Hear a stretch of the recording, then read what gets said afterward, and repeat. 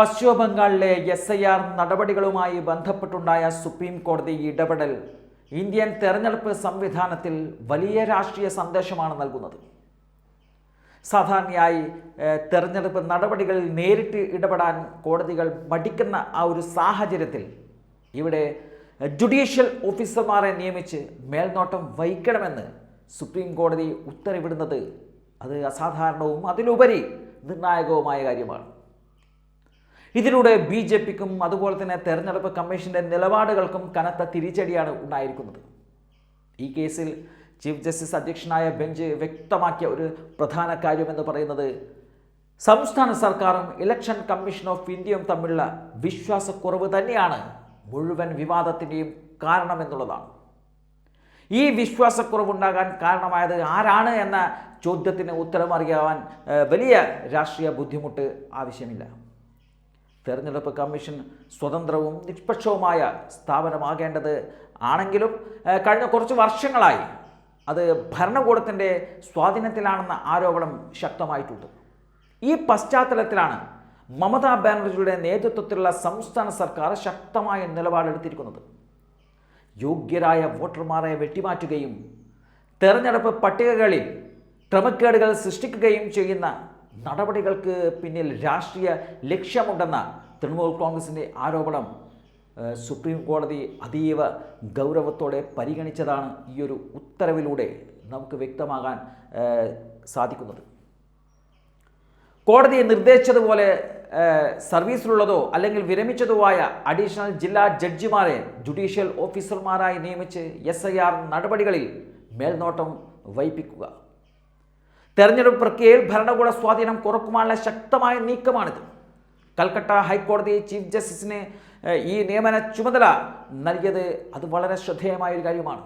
അതായത് ഭരണകൂടത്തെയോ തെരഞ്ഞെടുപ്പ് കമ്മീഷനെയോ ആശ്രയിക്കാതെ നീതിന്യായ വ്യവസ്ഥയുടെ നിയന്ത്രണത്തിലേക്ക് കാര്യങ്ങൾ മാറ്റുകയാണ് സുപ്രീം കോടതി ഇപ്പോൾ ചെയ്തിരിക്കുന്നത്. ഇതിലൂടെ കേന്ദ്ര ഭരണകൂടത്തോടും അതിനോടനുബന്ധിച്ച് പ്രവർത്തിക്കുന്നുവെന്ന വിമർശനം നേരിടുന്ന തെരഞ്ഞെടുപ്പ് കമ്മീഷനോടും സുപ്രീം കോടതി ഒരു വ്യക്തമായ സന്ദേശമാണ് നൽകിയിരിക്കുന്നത്. തെരഞ്ഞെടുപ്പ് പ്രക്രിയയിൽ വിശ്വാസ്യത ഇല്ലാതാകുന്ന ഒരു സാഹചര്യം വരികയാണെങ്കിൽ കോടതി ഇടപെടൽ അവിടെ അനിവാര്യമായി ആകും. ഇത് ജനാധിപത്യത്തിൻ്റെ അടിസ്ഥാന തത്വങ്ങൾ സംരക്ഷിക്കുവാനെടുത്ത നിർണായക നീക്കമാണ്. ഈ സാഹചര്യത്തിൽ ജ്ഞാനേഷ് കുമാറിനെ പോലുള്ള തെരഞ്ഞെടുപ്പ് കമ്മീഷനുമായി ബന്ധപ്പെട്ട ഉന്നത ഉദ്യോഗസ്ഥർക്കും ഈ ഉത്തരവ് ഒരു തിരിച്ചടിയായി കാണപ്പെടുന്നുണ്ട്.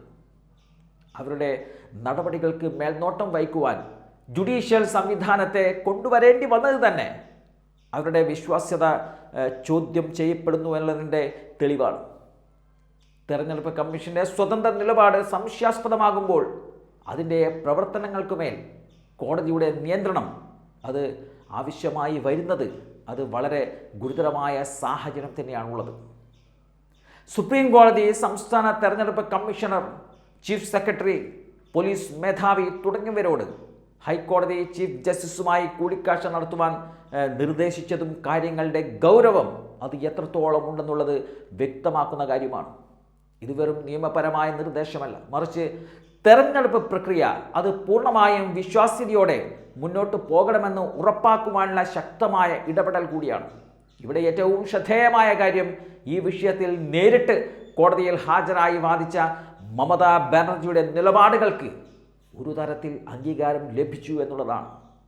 BJP തെരഞ്ഞെടുപ്പ് പ്രക്രിയയിൽ ഇടപെടുന്നു എന്നുള്ള ആരോപണം കോടതി നേരിട്ട് പറഞ്ഞില്ല എങ്കിൽ കൂടി എടുത്ത നടപടി ആ ആശങ്കകൾ ശരിവെക്കുന്ന തരത്തിലാണ് എന്നുള്ളത് രാഷ്ട്രീയമായി വായിക്കപ്പെടേണ്ടതാണ്.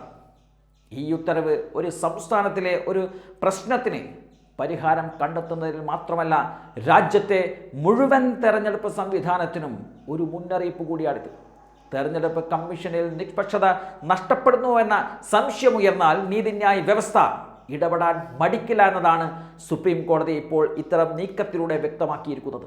ജനാധിപത്യത്തിൻ്റെ വിശ്വാസ്യത സംരക്ഷിക്കുവാൻ കോടതി നേരിട്ട് രംഗത്തെത്തേണ്ടി വരുന്നത് തന്നെ ഭരണകൂടത്തിൻ്റെ പരാജയമായി ചരിത്രം രേഖപ്പെടുത്തും.